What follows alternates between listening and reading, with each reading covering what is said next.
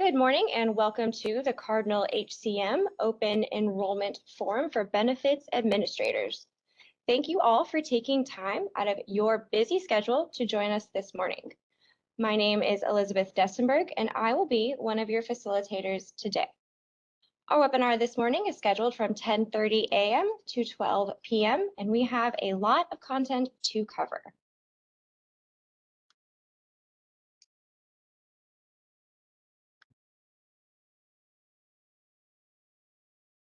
So let's dive in to the agenda because we have a lot of content to cover.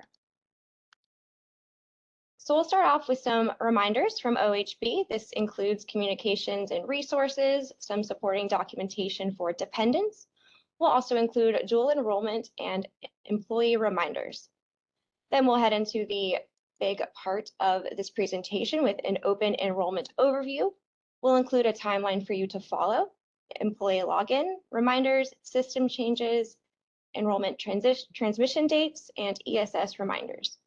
It will also include some processing open enrollment events, some new hires and life events. We'll also have a helpful demonstration and include some reports and queries that may be helpful to you. As always, we will include some questions and answers, and then we will provide some additional support. I'm going to pass it over to our presenter today. Okay. Good morning, everybody. This is Jill. I've done a couple of presentations in the past, some of you know me, and I am a self-proclaimed open enrollment geek.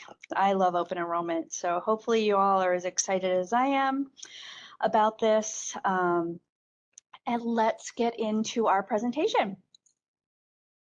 All righty. So, open enrollment, let me just go to our OHB reminders. So by now, you all most likely have received your spotlight in the mail because it was employees received it. I know I asked this morning in the office and our folks got it around the 10th of this month. So they've had it in their hands for a couple of weeks now.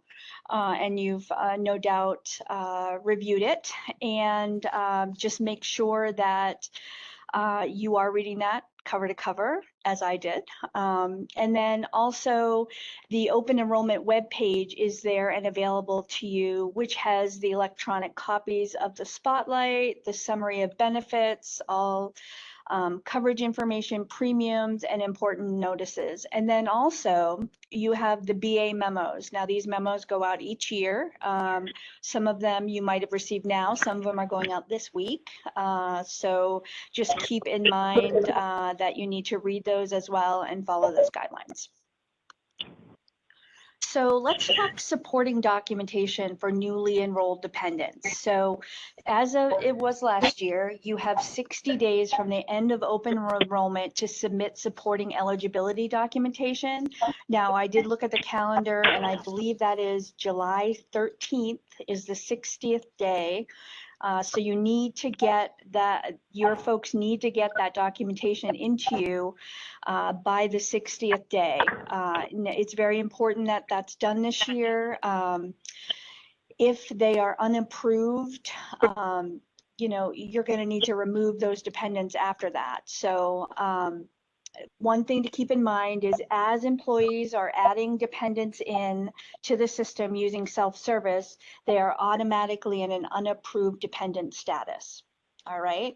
Now, what that means is when we send the files to the vendors, the files automatically filter out any dependent that is unapproved. So even though they show in Cardinal under the healthcare coverage, they will not go to the vendor until they have an approved status. Now, if the documentation is received within the 60 days from the end of open enrollment, what you should do is go to that open enrollment event and you need to reopen it. We're going to go through the process and the steps of that. And then you need to change that dependent status to approved. And the reason why you reopen that open enrollment event is that that triggers the vendor to be notified. By reopening that event, it makes the dependent go over the very next day on the file so that they have the coverage in place. Okay. Now, one other thing about that is, if you do not reopen the event and you just go to the dependent beneficiary information and you update it there, it will be updated in the system, but it will not go over on the daily file. That dependent won't go over until the monthly file that we send, and that could cause delays and claims to not get paid. So that's why it's really important that you reopen that event. Now, if documentation isn't received within 60 days from open enrollment, obviously that means that they missed their window and the unapproved dependent would need to be removed from the policy. You would do that by reopening the event and removing them from the coverage. Let's talk a minute about dual enrollment in the state health plans. So no person can be enrolled in more than one state health benefit plan under any circumstances. So that could be a couple of different things. That could be an employee who is being enrolled, has maybe single coverage for themselves, but then they're also on a spouse's plan who is also a state employee as a dependent. That is not allowed. Also, you could have two spouses who are covered under the state plan, and perhaps they have a child together, and that child cannot be covered under both policies. So if you receive a message, and I put the message here on the screen, when you're adding a dependent into the system, you sometimes get this message and it says a national ID is already used for this dependent. And if you see there after the word dependent, there's an employee ID there, and then a slash and a 02. Pardon me. That employee ID there is the employee ID of the dependent, that is of the employee that is covering that dependent. And that 02 is their dependent number. So that just gives you a little bit of information there. And this is a soft warning, so you can continue with the enrollment of this dependent, but you need to know that we audit for this. So at the very end of open enrollment, if that dependent has not been removed from that other policy, we are going to take action. And when I say we, it's OHB. They have an audit that identifies employees and dependents that are enrolled in two state plans. And what will happen is if they find that a dependent or an employee is covered under both plans, they're going to go ahead and remove that new coverage that's effective 7/1 according to the policy. Okay. All right, reminders to review open enrollment elections. So we all know that every once in a while you get an employee that comes to you in September or October and says, hey, I just noticed in my paycheck that my Kaiser isn't coming out anymore. We don't want that to happen this year. We really want employees to access the confirmation statement that gets generated each night after they've made a change. So they're going to get a email. I put on the screen here is an example of one of the confirmation statements. They will get that. It will tell them that a change has been made in an enrollment in the Cardinal system, and they need to follow the link that will be in this email into the Cardinal system, and they can review their confirmation statement. Another important reminder is you should be encouraging your employees to look at their first paycheck received after July 1st, because that's where the new enrollments will be reflected, the deductions in those. So if they're missing a deduction for something, if they increase their FSA and they're expecting that and they don't see it in that paycheck, they need to reach out to you as soon as possible. All right. So let's go to the overview. So here is just a timeline for open enrollment from a benefits administrator's perspective. And of course, the employee timeline is listed there as well, which is May 1st through the 15th. But for open enrollment, OE begins May 1st. So employee self-service opens at midnight on May 1st.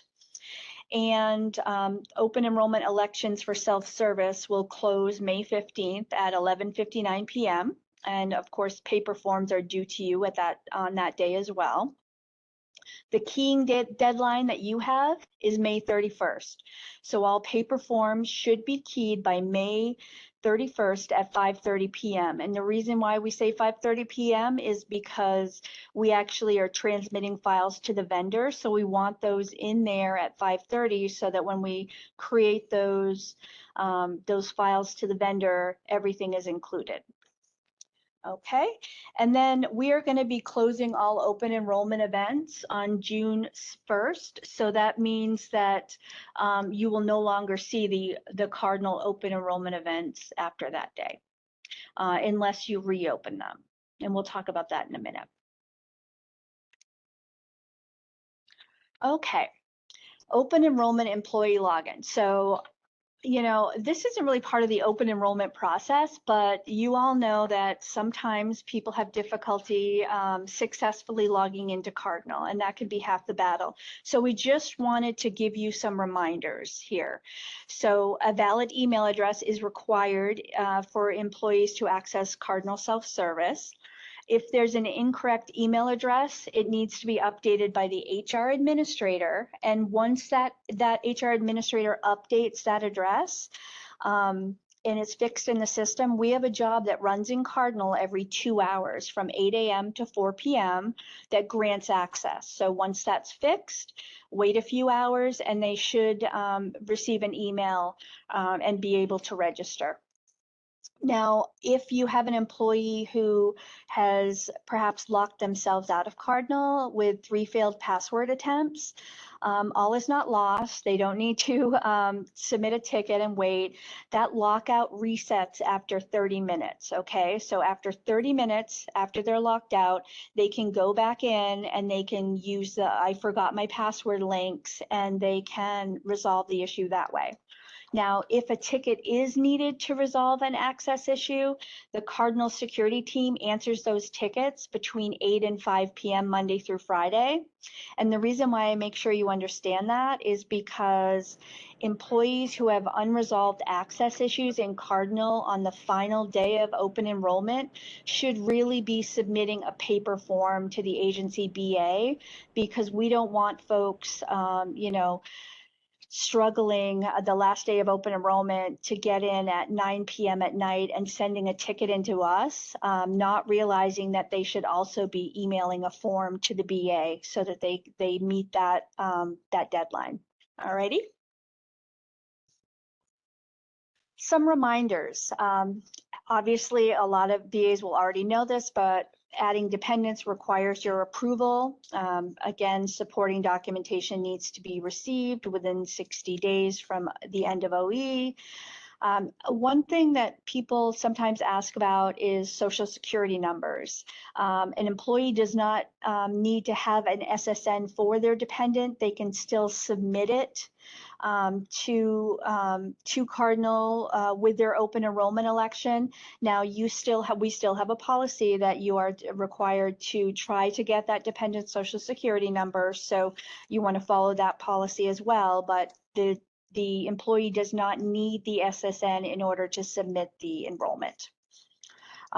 Flexible spending accounts, medical and dependent FSA elections do not automatically carry forward. That's not new news to you, but re-election is required in these accounts each year. And we're going to talk about a way that you can easily find who needs to do that in a little bit.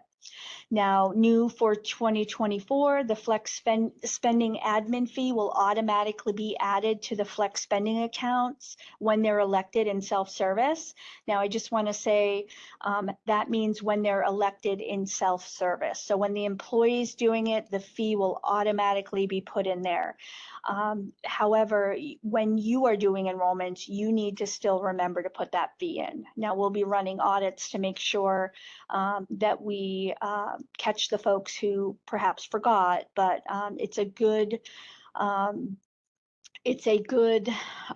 tip for you to always maybe put a sticky note on your computer to make sure that you get that fee done. Confirmation statements.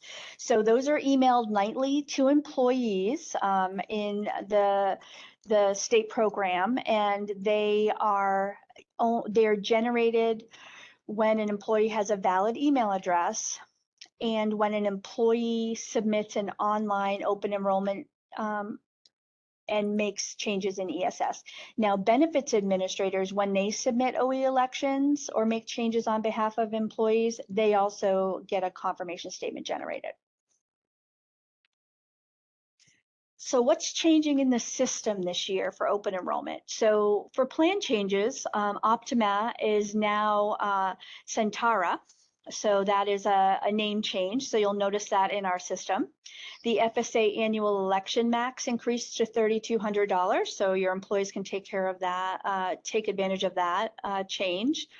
And again, the FSA fee is automatic in self-service for enrollment. Now, we do have a coverage code or a coverage level change to talk about for a minute. But the first thing I want to say about this change is that for Anthem, Aetna, Centera, and Kaiser, there is no change. The coverage levels are single, which is code 1 in Cardinal, code 2, which is self plus spouse, code 3 is self plus child, and code 4 is family, which is employee plus 2 or more dependents. Now, for 2024, TRICARE, the supplement plan, will have 2 new coverage codes. So their 4 codes will be single, 2, which is self plus spouse, just like the other plans, and 8, which is a new code, which is self plus children. So that is self plus as many children as one can have. All right.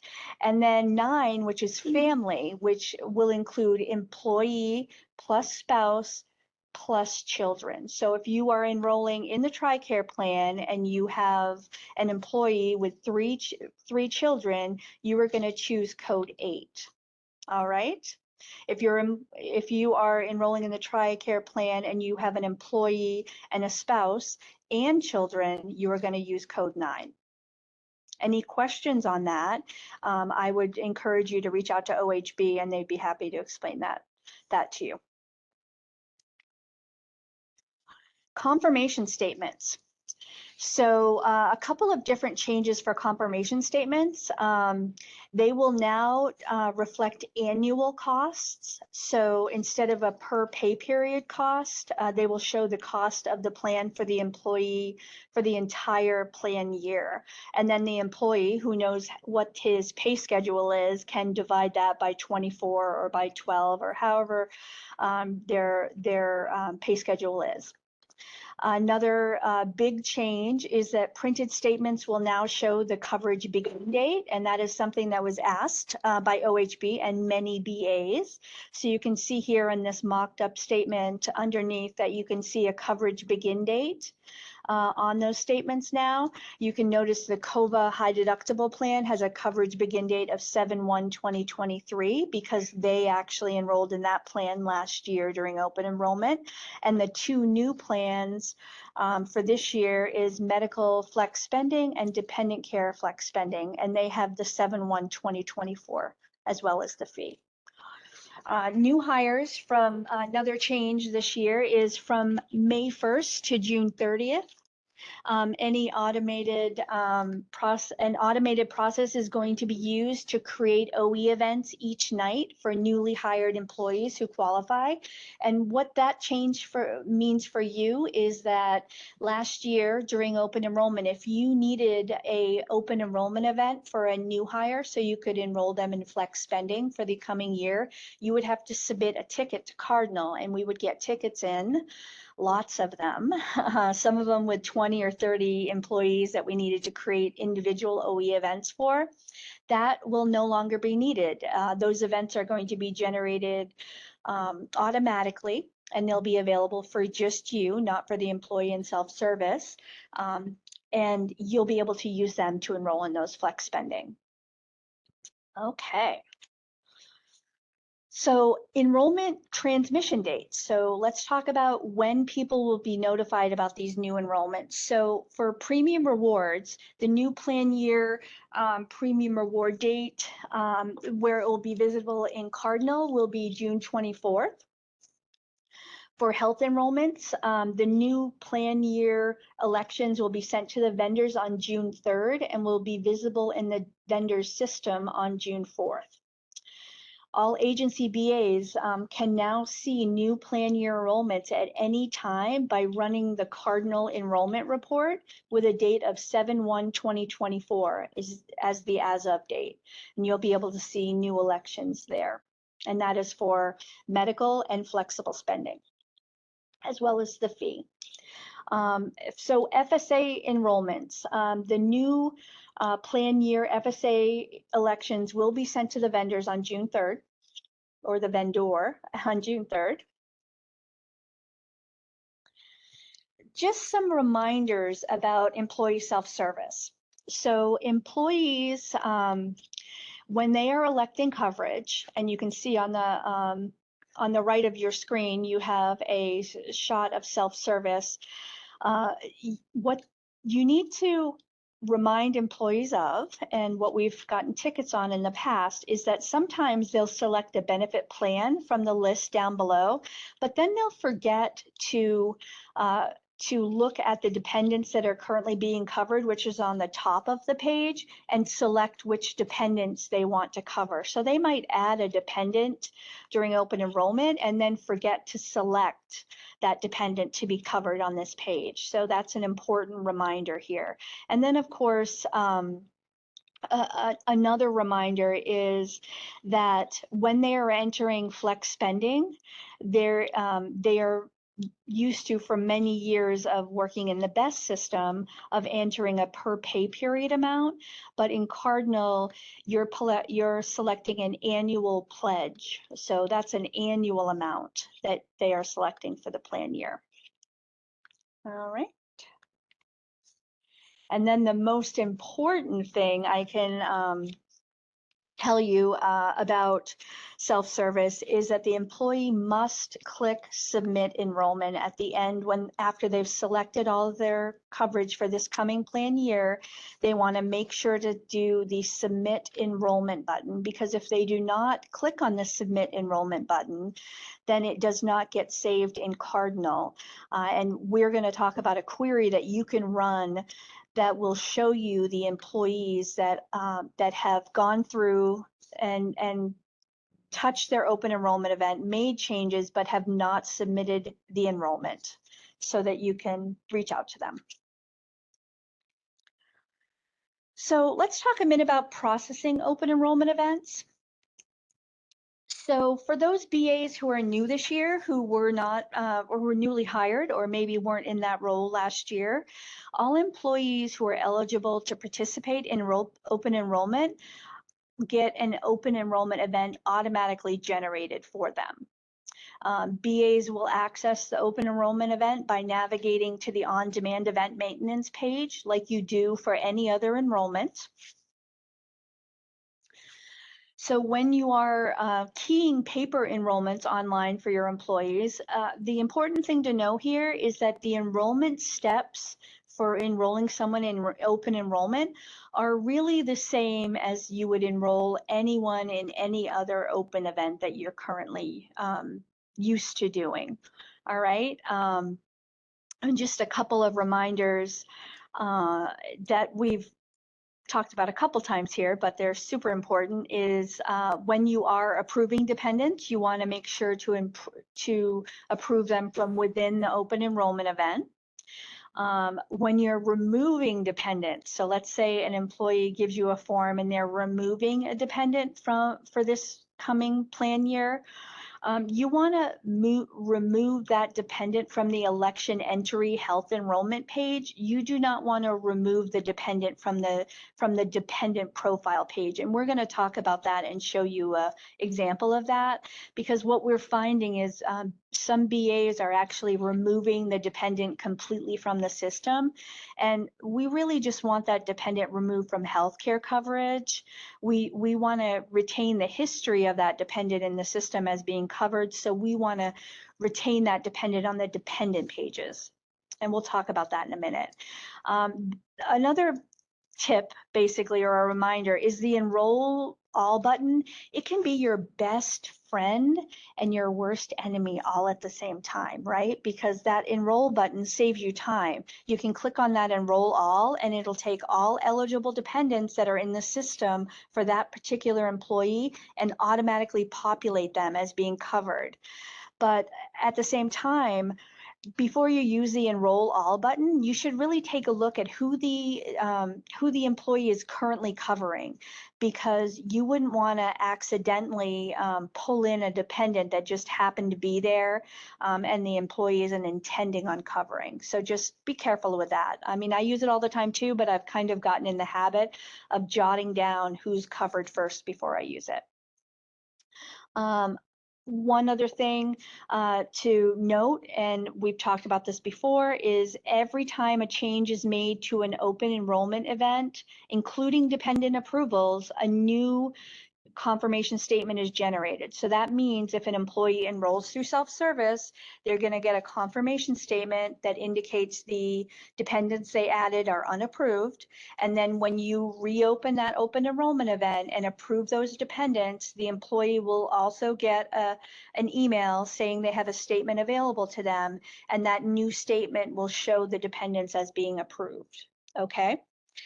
One other thing I think a lot of BAs don't know or understand is that benefit administrators have access to all confirmation statements. Okay, so when you go into an employee's benefit statements, you can see all of the statements. So if an employee goes on day one and they elect Kaiser single, and then they think about it for a couple days and they go back in on May 10th and they say, no, I'm going to stick with CovaCare.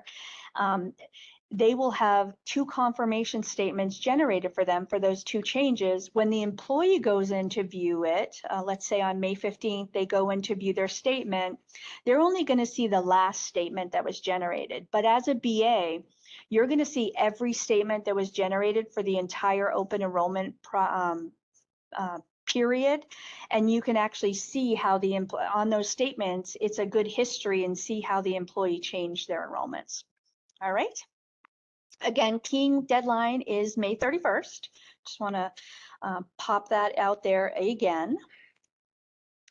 So let's talk a minute about reopening open enrollment events. So what is a reason why you want to reopen an open enrollment event? So obviously the first reason in my mind is the dependent approval process. So if you've received paperwork from an employee for dependent approval, you would reopen that OE event to approve that dependent. You could also reopen it if you have an employee who's a little I guess their brain is kind of all over the place, and they go back and forth from one plan to another during the 15-day window that they have to make a change. So they basically change their mind. So they submit another form and they switch plans. Keying errors. So we're not perfect. Sometimes we make keying errors. So maybe you need to go back in and correct an error that you made. You could correct a spelling mistake on a dependent is another reason. You could reopen an event because you're just late keying the paperwork. So we've closed the event, but it's sitting on your desk and you found a form that you you didn't key.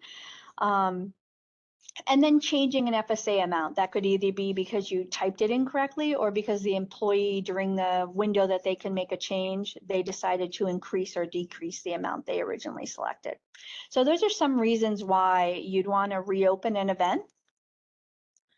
So let's talk about when can you reopen an event and when you need permission to do so. So events really should be reopened by benefits administrators when they are in their enrollment window, except for, of course, when paperwork is received within that window but is keyed late. So what that means is all changes, you can reopen events between May 1st and May 31st for all changes. But after May 31st, you really should only be reopening the open enrollment events for when you're either approving dependents or you have life event processing. And we're going to talk about both of those things in a minute. But so if you need to approve a dependent, or if maybe somebody had a baby during between the open enrollment time and the time in which it would go in effect. Now, exception requests can be made to the Office of Health Benefits if you're needing to reopen an open enrollment event after these dates, but you really need to get approval prior to reopening the event. So how to reopen an event. Now, I'm not going to go through this step by step. We're going to talk about it and during the demo, but I wanted to put the steps out here as a job aid for you so you could print this and have it. But this is a detailed step by step on how you would go ahead and reopen those events. So new hires and life events. We were just talking about reopening events for open enrollment, and let's specifically talk about a couple of different things with that. So why, first of all, we talked about the automated creation of open enrollment events for those hired between May 1st and June 1st. Each night we are going to run a process to identify new hires and then create their OE events for them. But why would they need an OE event? So here's a scenario that I put together. An employee who was hired May 26th and wants to enroll in FSA in the amount of $200 for this plan year, but then also wants their annual election for the new plan year to be the maximum, which is $3,200. So what enrollment actions are needed for that? Well, obviously, for a new hire, you would need to enroll them in the $200 medical FSA on their hire event, and then that $200 would come out this plan year from their paychecks in June. And then upon once that hire event has been enrolled, you would need an open enrollment event for the new plan year maximum FSA election of $3,200.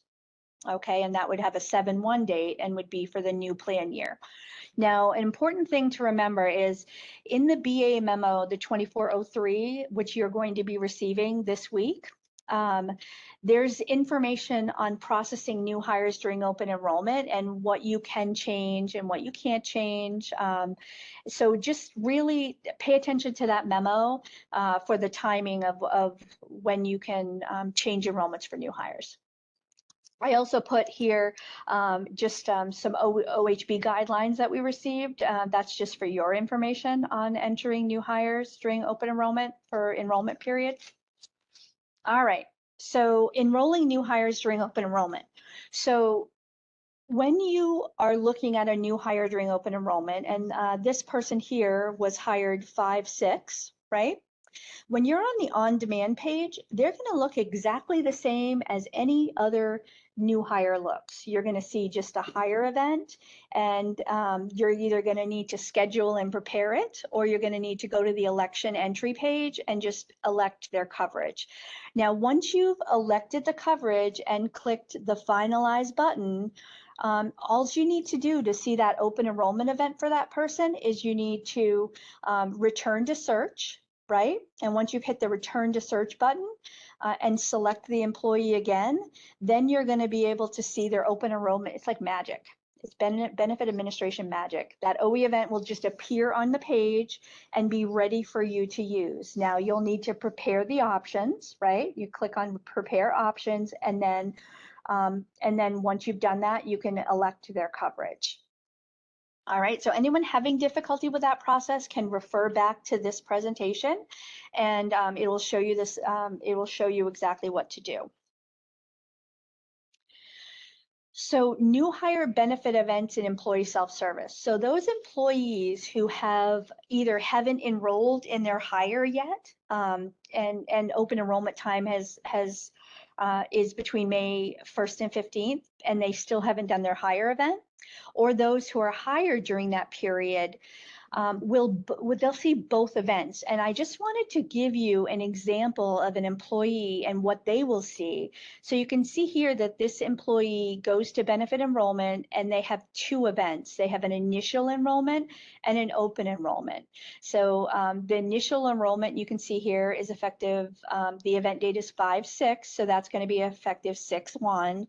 And they have a start button. Now the employee can go into that enrollment, they can click the start button, enroll in their health coverage, and once they've submitted the enrollment, they'll come back to this page, and then they will see a start button on the open enrollment event. Now what's really important here is that the only time the employee will see both of these events is between May 1st and May 15th. So if you have an employee who comes to you on May 17th and says, I just did my hire event and I don't see the open enrollment event anymore there, it's because they are outside their open enrollment window, and hopefully they submitted a form to you before the 15th to enroll in that other coverage. All right. Okay.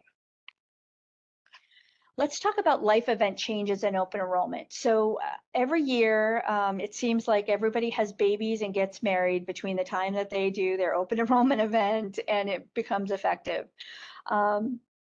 Maybe it just seems that way, but let's talk about what you can do to ensure that there's seamless coverage for those employees. Okay.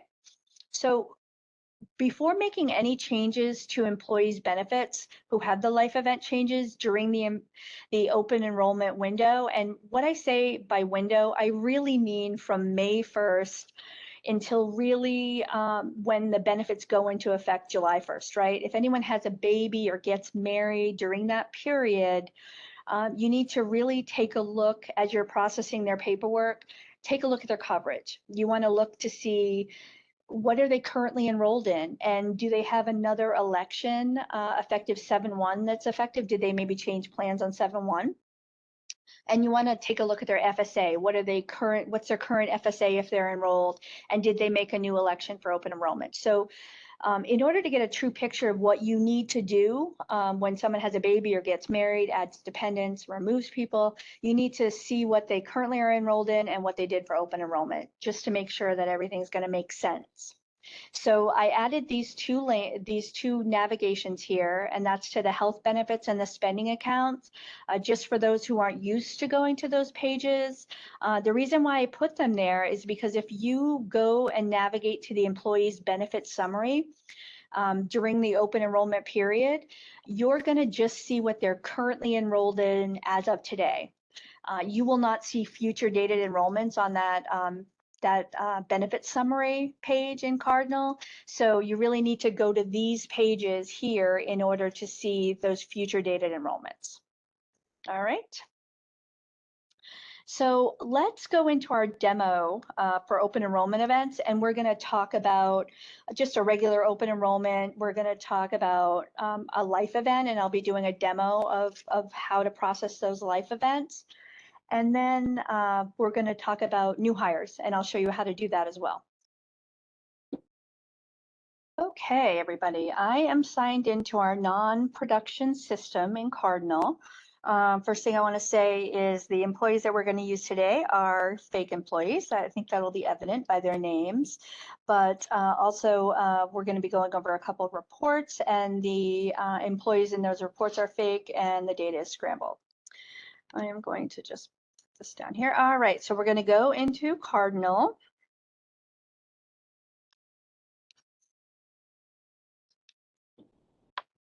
Just give it a minute. Okay, so the first thing we're going to go through is a regular open enrollment. This is something that you're going to get extremely used to seeing. So I am going to navigate, and for those of you, you're probably more than used to getting to the on-demand page, but I'm going to click on Benefits, Manage Automated Enrollment, Events, and then On-Demand Event Maintenance. I'm going to pop my ID in.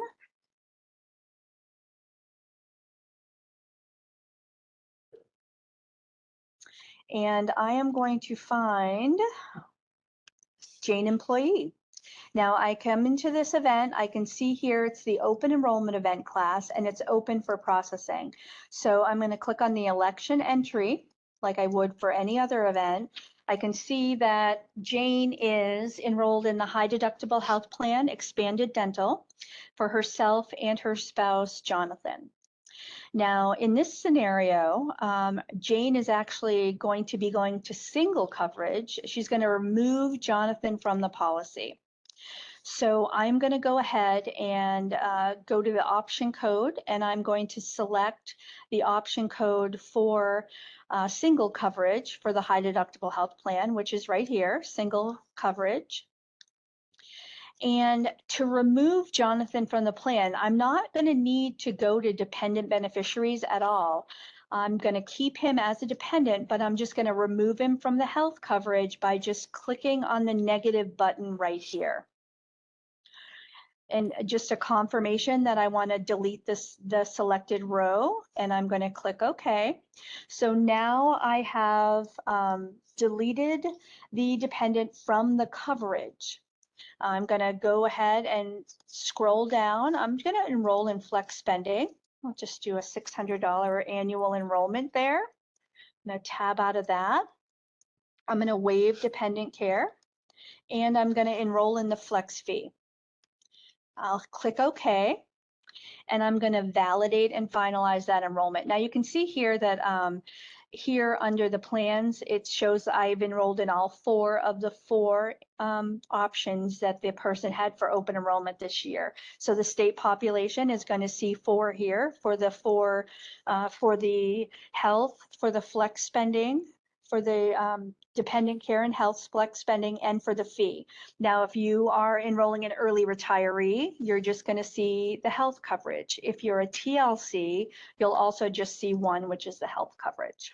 All right, I'm going to click validate and finalize, and I should see now that once it finishes, the process has completed. I'm going to click OK. Now what I want to do is I just want to take a look at Jane now just to make sure everything is fine. So I'm just going to go up to, actually I'm going to open a new window. And I'm just going to navigate to Jane's health panel just to see that enrollment. So I'm going to go up to menu. I'm going to click on benefits, enroll in benefits, and then health benefits. Once I've done that, Jane's ID has followed me, but I could type it in if it wasn't there. I'm going to click include history and hit search. And now I can see Jane's open enrollment coverage is there that we just selected for her, effective 7/1, and her historic enrollment is there too, which is a high deductible health plan enrollment. So this is what she had prior to open enrollment, and this is her current election. Now I can easily switch back and forth from plans under this menu too. I can go from health to her spending accounts.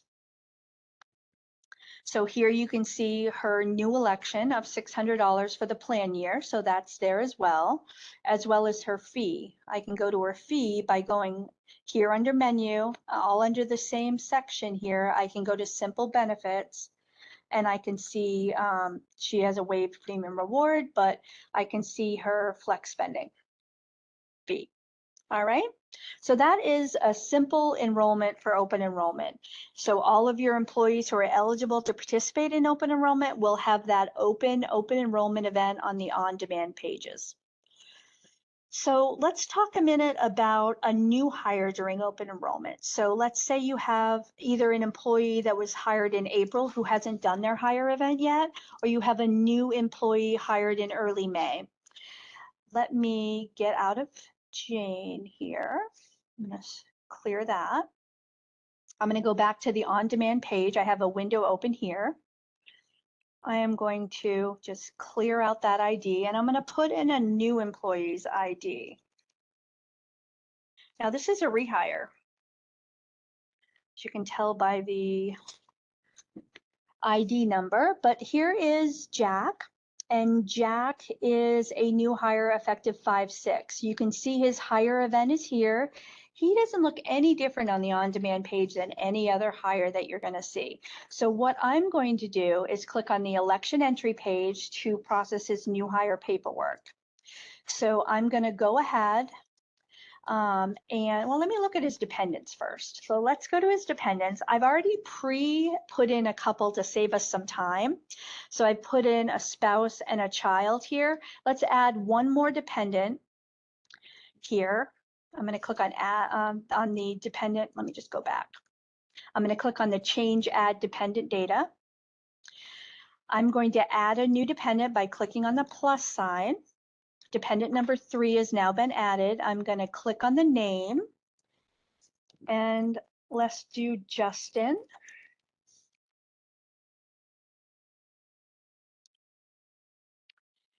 And I'm going to go to address and just say the same address as the employee, same phone number as the employee. Go to personal data. I'm going to put the Justin's date of birth in, which is going to be there. I'm going to say relationship to employee is going to be child. I'm going to leave unapproved because I'm still waiting for him to give us the paperwork. Gender is going to be male. And then I'm going to go down. If I have his national ID, I will put it there. I'm going to say I do not have it. And so I'm going to click OK. I've added that dependent. So now I have the 3 dependents here, and I need to go over to the election. I'm going to elect,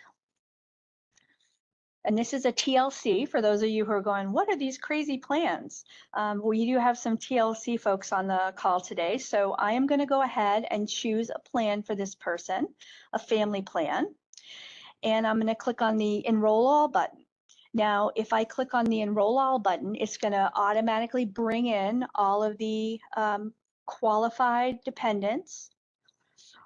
And I'm going to click OK. And that is how I enrolled in the hire. Now, once I've enrolled in the hire and finalized it, and you can see the hires right there on the screen, as soon as this screen cooperates, I'm going to get a message that says that it's complete. All right, I'm going to click OK. And so now what I'm going to do is just click on, and you can see the hire is there and it's finalized and closed. I'm going to just click on Return to Search here. I'm going to bring up the same employee, Jack, and you can see here, magic, the open enrollment event is now there and ready for you. So all you need to do is go to the open enrollment event here. And now if Jack has submitted another form for his open enrollment selections, I'm just going to go ahead and I'm going to select the same plan that I did here, which is right here, family, right? And then hit OK. But I could, if it was during the period of time, switch plans. So he could have a 5-1 or 6-1 plan and then switch plans. But again, only if policy dictates he can change. Now I'm going to go ahead and hit election, and I'm going to hit validate and finalize. And that's how you enroll in both the hire and the OE. Now this person didn't have flex spending because they were a TLC, but that's how you would, as a state employee, you would enroll a new hire in their regular plan for this plan year, and then go ahead and use the OE event to enroll in the flex spending. All right. Now let's talk about life events. So I actually have an employee, Patrick, who we're going to bring up in a minute. Now he has an open enrollment event, and he also is having a baby.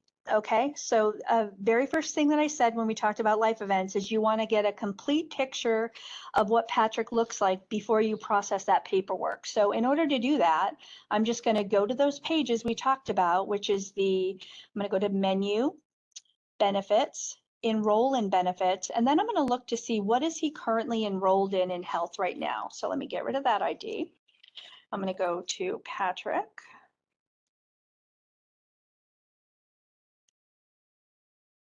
There's Patrick.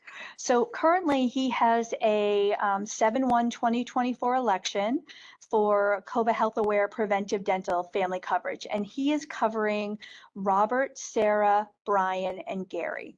Okay. So he's got family coverage there. And I also want to take a look at what did he have before? So let's look before. So you can see here, this is his open enrollment coverage, which is CHA, and then he has family coverage as well for CHA and that's effective prior to open enrollment. But you can see here, there's only 3 dependents. So during his hire, Patrick enrolled Robert, Gary, and Brian. And then during open enrollment, he added Sarah. So you can see here that now you have a complete picture of what his health enrollment looks like. I'm also just going to quickly check his flex spending. I don't know if he's enrolled in flex spending, but it doesn't hurt to look to see if he has an open enrollment election. So nope, he didn't. He has his flex spending is a 0 annual pledge. I'm going to look at his dependent care just to make sure. Yep, dependent care is also waived. All right, so now I am going to add a baby for him. So I'm going to go to the on-demand page. I've already gone ahead and created that event just to save us some time. So I'm going to go to benefits, manage auto enrollment, events, on-demand event maintenance. And let's bring this employee up so you can see the birth event here. And that birth event is effective 5/28. So I'm going to schedule and prepare that event. All right. So the event is now ready for us to enter. So I'm going to go ahead, and first thing I need to do is add the baby in. So I'm going to click on dependent beneficiaries. I'm going to add that baby in. 1 second. I just want to make sure I have the date right. Hold on. The date is 5/28. Okay. So I'm going to click on change add dependents. All right, I'm going to hit the plus sign to add that new baby. And again, here, the effective date is 5/28. And we are going to add baby Maya. Okay, and same address as employee, same phone number as employee. And personal profile. Maya's date of birth is 5/28/2024. And she is a birth date is after today's date. Please check the date entered. Oh, I'm going to have to fake out the system here. I don't think it's going to let me. Of course, you can't enter a baby before he's born. So we're just going to fake the system out a bit and do 4/24/2024. Obviously, you won't be adding the baby unless it's already been born. All right, I'm going to click on child. We're going to leave that unapproved. And gender is going to be female. I'm going to leave the social empty because for most babies, newborns, you're not going to have that social when you're entering it in. I'm going to hit OK. And now I have Mia there as well. So I'm going to go ahead and go back to my option election page, and I'm going to add Mia in. Now I'm going to hit the plus sign here. Hit OK. Find baby Mia. And then hit OK. Now, once I've done that, I'm going to validate it. Okay, there we go. So now that we've done the birth event, What we really need to do is I've added Mia to the birth event, but she's still, if I look under health, she's not going to be in that 7-1 row. We need to go to that open enrollment event and we need to make sure that Mia is covered here as well. So in order to do that, I need to reopen the open enrollment event. Now I've given you the steps in the presentation, but what you need to do here, first of all, let's talk about, we're on the event status update page. You see this event out of sequence? This is kind of your clue that, you know, an employee has enrolled in an event that's effective 7-1, but you've just made a change that's before that. So that's why this event out of sequence flag is there. It's your key really to see, oh, you need to check this event too to make sure that whatever change you made back here is also reflected here. So in order to reopen an event, all you really need to do is come to this process field, and you want to, there's a couple ways to do it really. You can just re-enter open, right? If you re-enter open this and then go back to the on-demand page and reprocess, that is going to open up the OE event, right? It's going to open the OE event. All the employees' original elections will be there for you to see, okay? So they elected the family coverage. You can see all the four dependents here.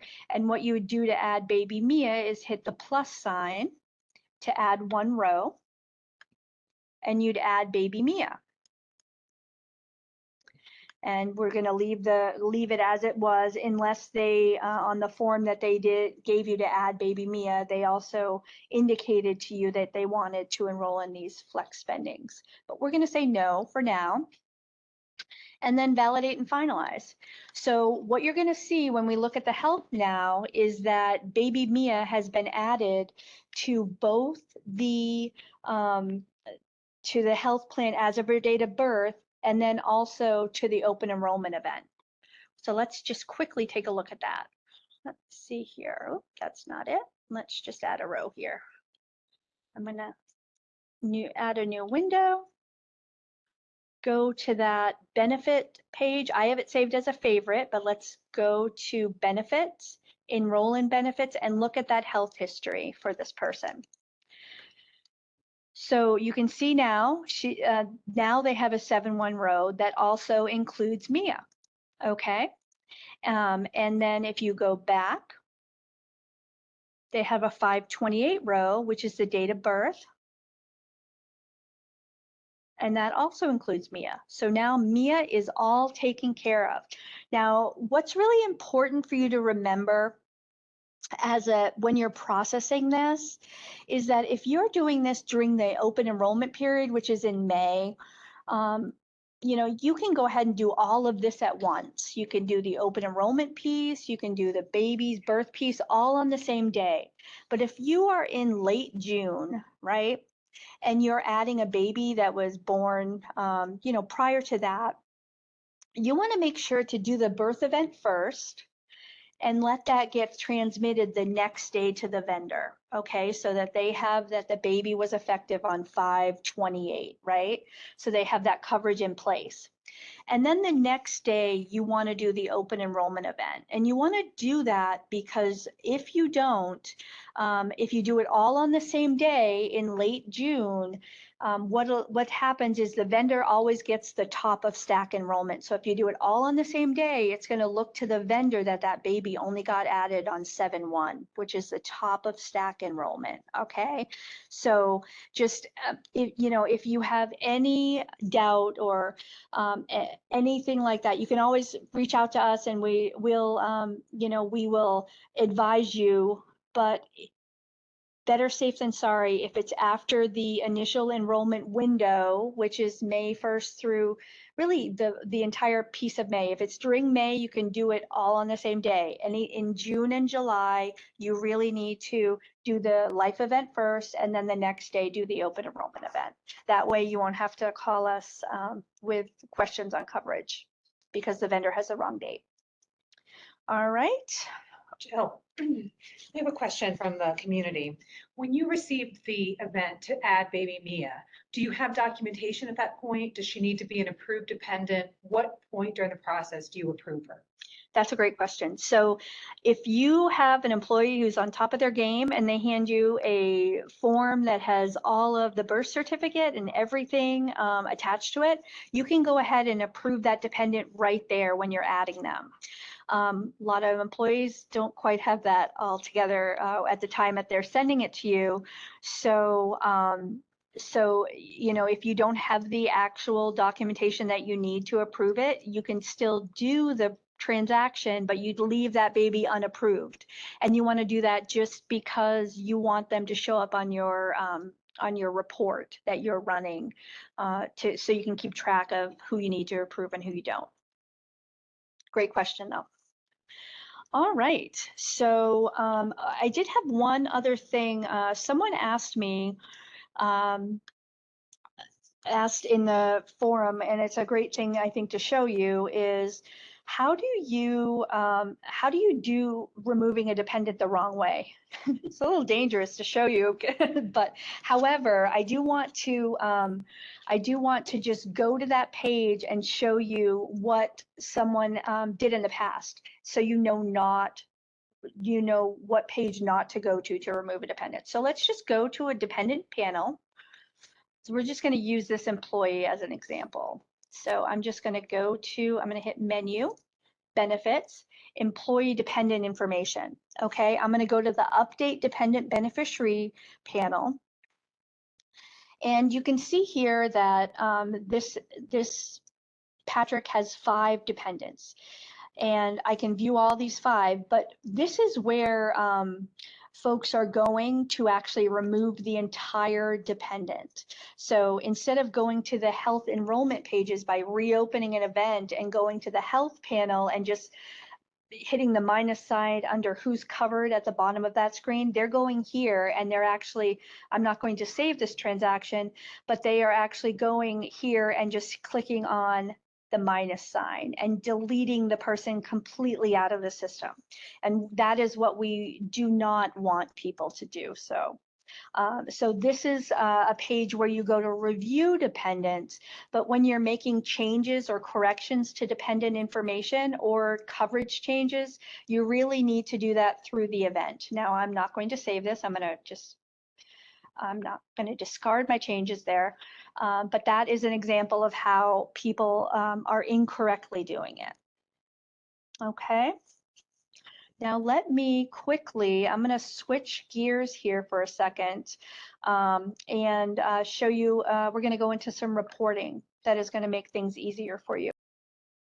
So let's talk a minute about the dependents waiting approval report. So here is the navigation to run that report. It's benefits, reports, audits, and benefit eligibility audits. Now, using this report, it will help identify any dependents that you need to approve during open enrollment, but also during any time of the year. So you might find, and we're going to talk about that in a second, where you can look for that information, but you might find dependents that are awaiting approval from things that were prior to open enrollment too. So this will be a complete list of all your dependents that are waiting on approval. All right, so let me, now that we've done all of our data entry, I am going to just quickly bring up that report. 1 second. We are back in my demo environment. I am going to go ahead and run the dependent approval report. I'm going to go to benefits, reports, audits, and benefit eligibility audits.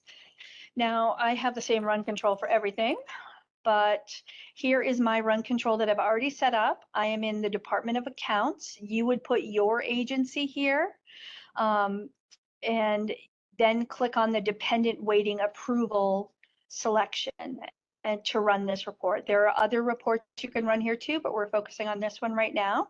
So I'm just going to click on run. I'm going to click OK. That's just telling it to run it right now. And I'm just going to go to Process Monitor. I'm just going to, it shouldn't take too long to run. So it's successfully run and it's posted. So I'm just going to go ahead and open that report.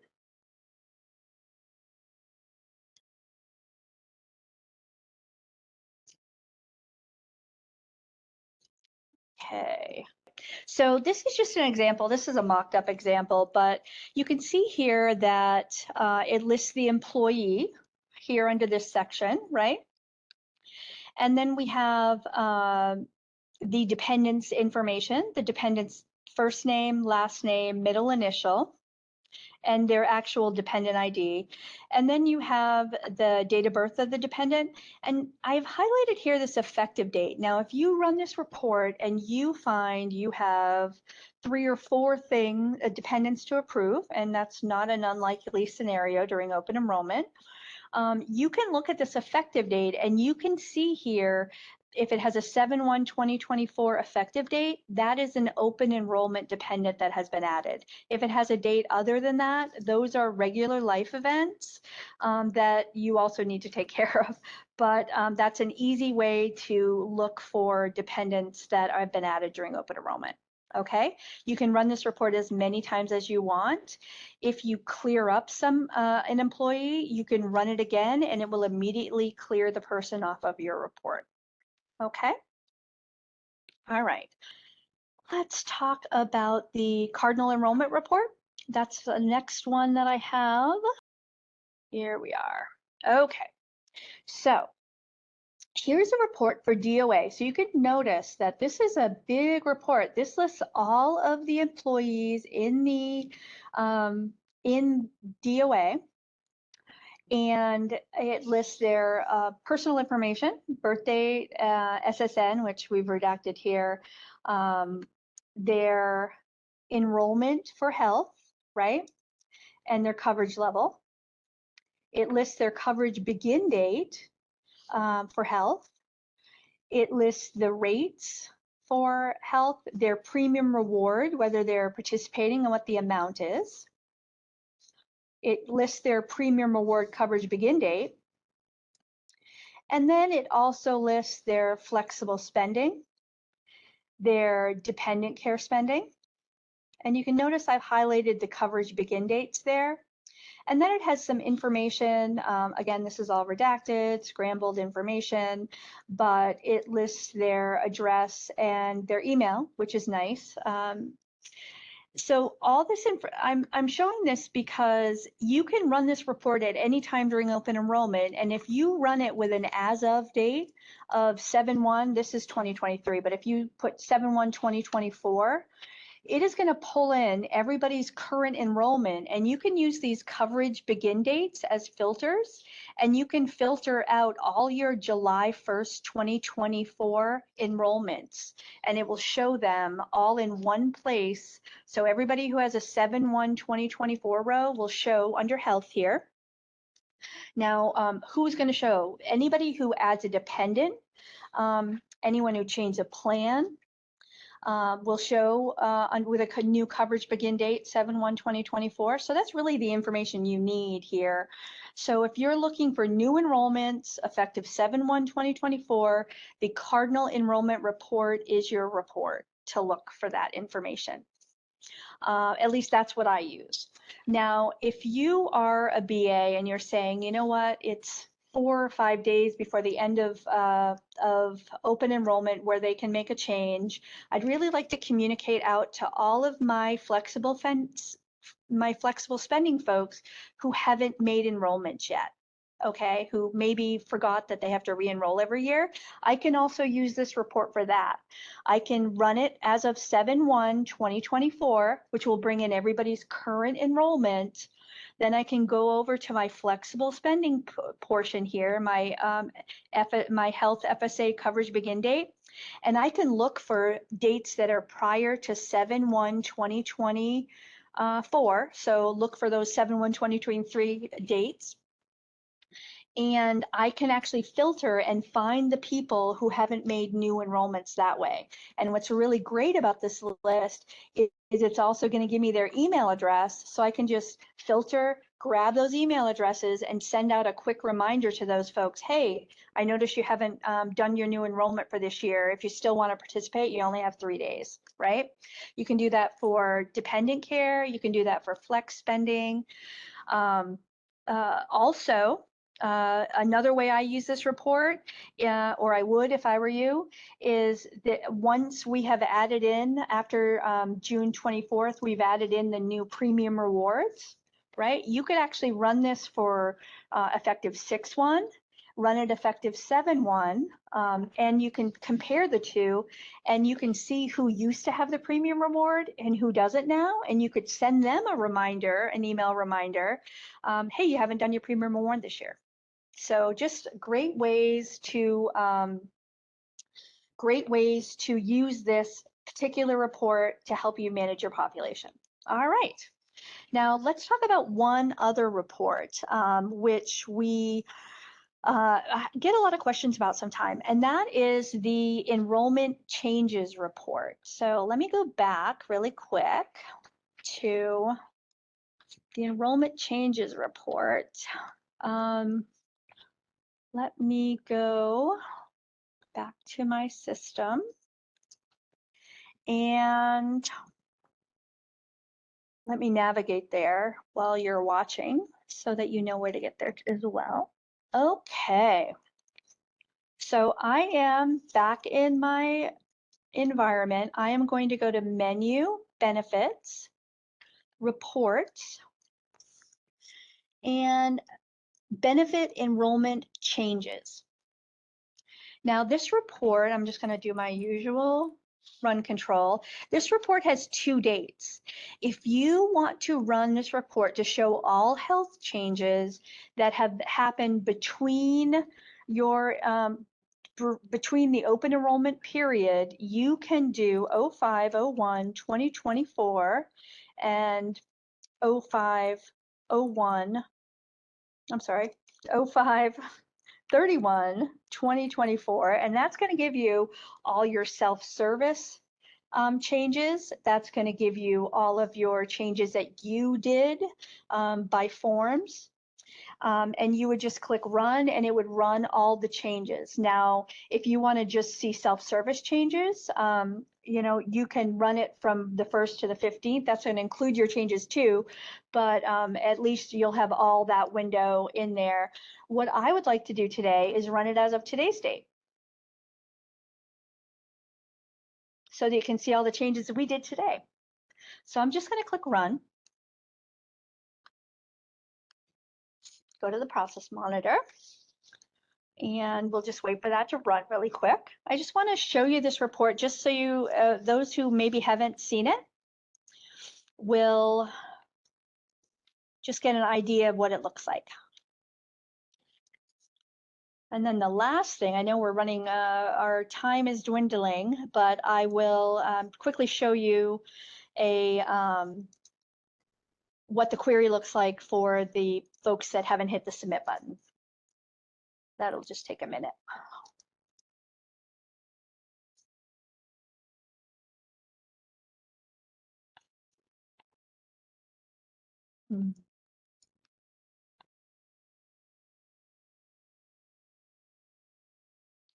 There we go. Let's take a look at that PDF. All right, so you can see here a couple of the enrollments that we did today. You'll see Patrick's enrollment, and we switched him from, well, it looks like he had family. We removed a dependent, if I remember right, or added a dependent. So you can see here, he's got the same plan as he did last time and same coverage level. And then down here for Miles, he went from single to employee plus spouse. So you can see here, it gives you the changes in coverages and the changes in effective dates for those of you who are looking for those kind of changes.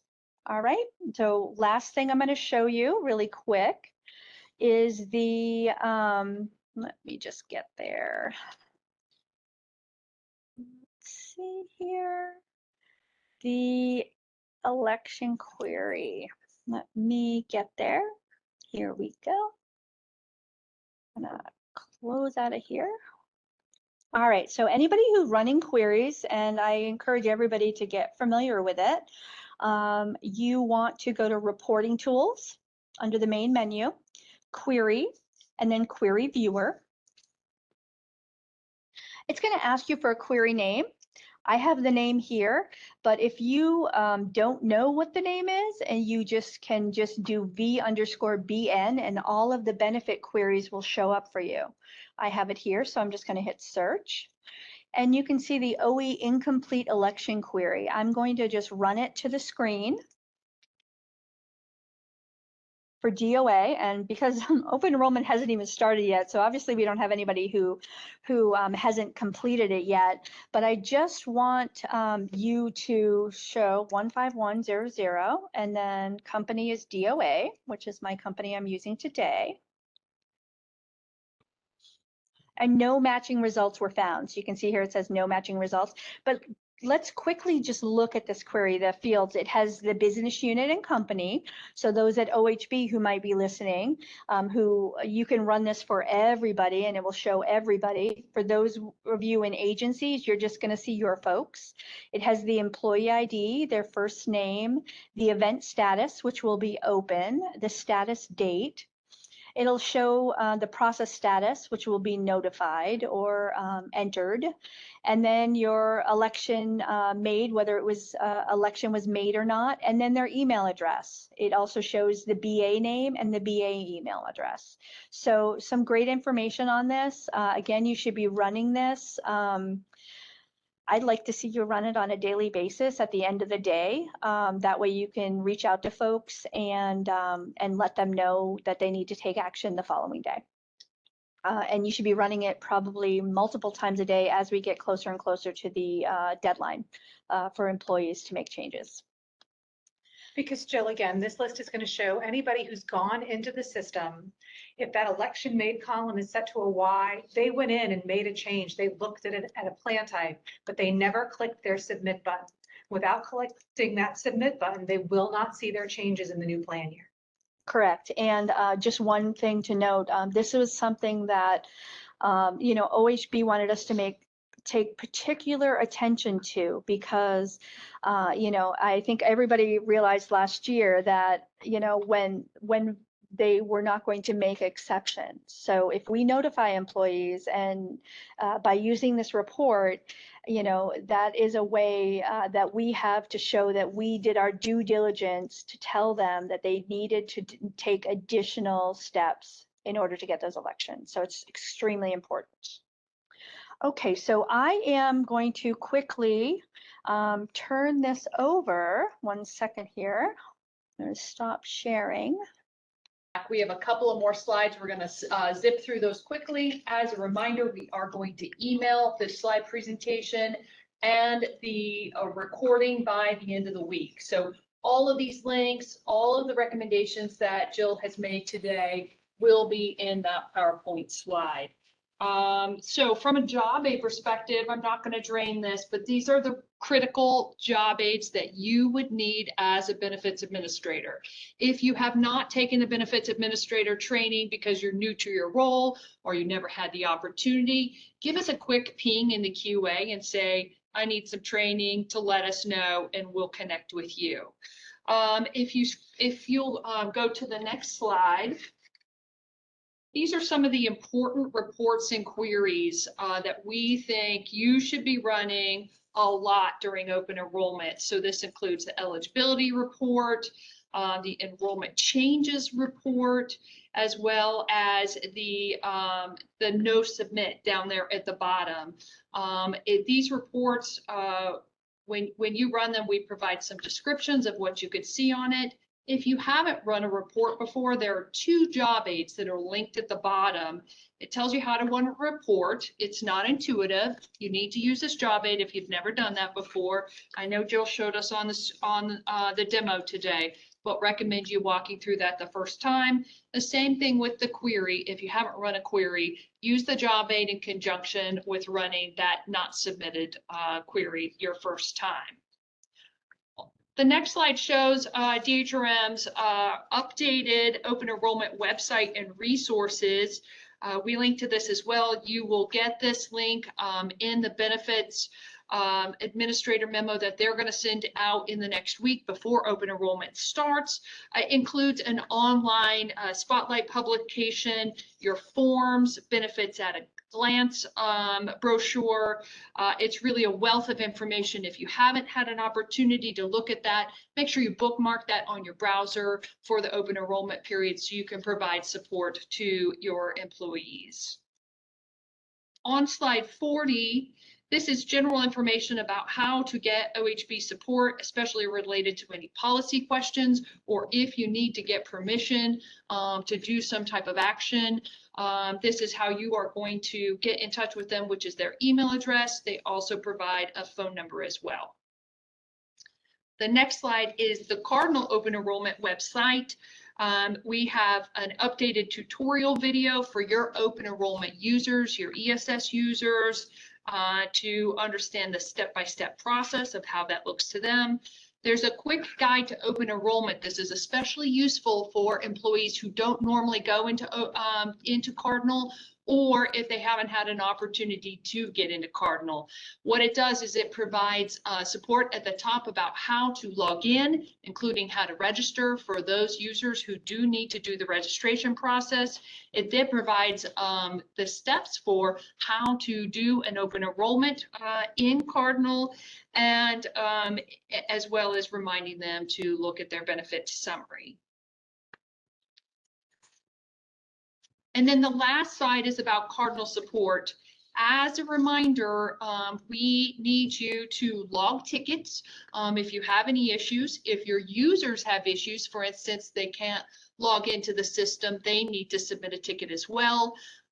That's through using the VCCC, and always include Cardinal in the subject line. And we have some recommendations at the end for that email content. I'm going to ask the people in the room if there's any specific additions or questions that you would like to bring up to the people who've been joining us for the last hour and a half.